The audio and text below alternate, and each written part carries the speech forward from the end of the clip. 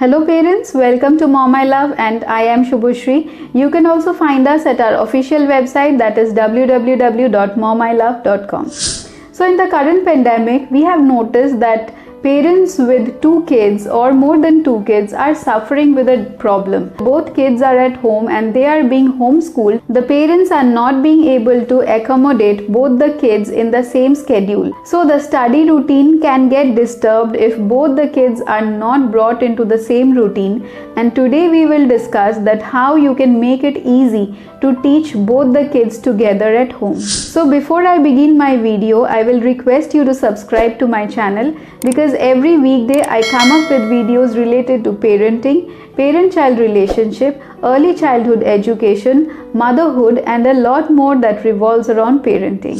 So first of all, you have to define a particular time when you will sit with your child for study. It will allow your child to understand every day that this is the time when I must sit for study.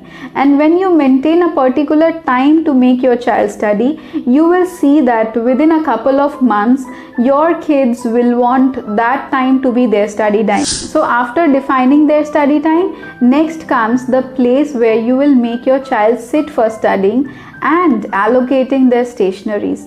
So kids, mostly when there are brothers and sisters, when they have siblings, they always fight on the place. I want to sit here, another one will say no, I want to sit here. Then they will fight upon their stationaries. This is my pencil, this is my eraser, you cannot take this, you cannot take that.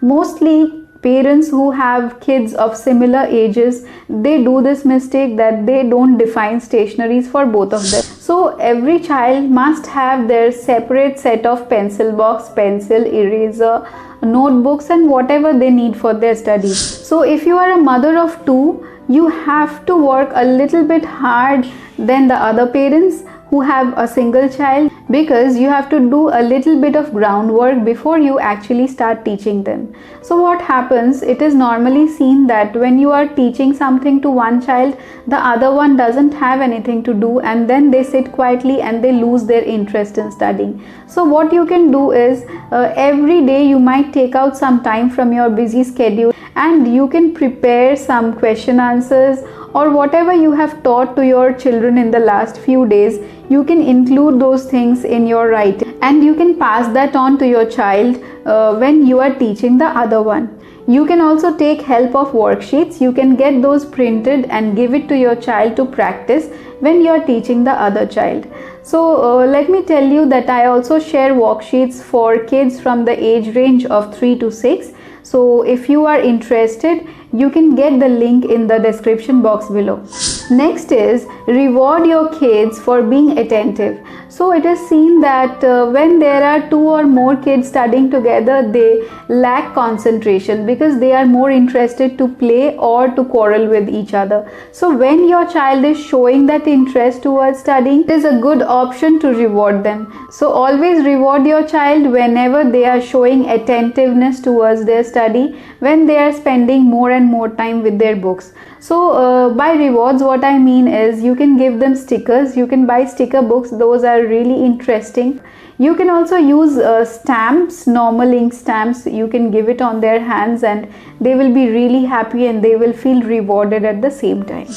Next is, sometimes we say that competition is not good, but I will tell you, healthy competition among your kids will help them grow. So let that healthy competition dwell between both the kids and let them compete for good things. Not always they have to compete in a negative way, but that can be done in a positive way with your help.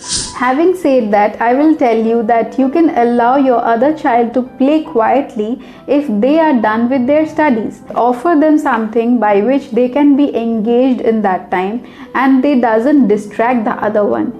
So you can use objects like some kind of memory game in which they have to concentrate and they doesn't talk much, while doing those things. So I have one video on memory games and brain boosting games. I will link it in my description box below. You can take a look from there.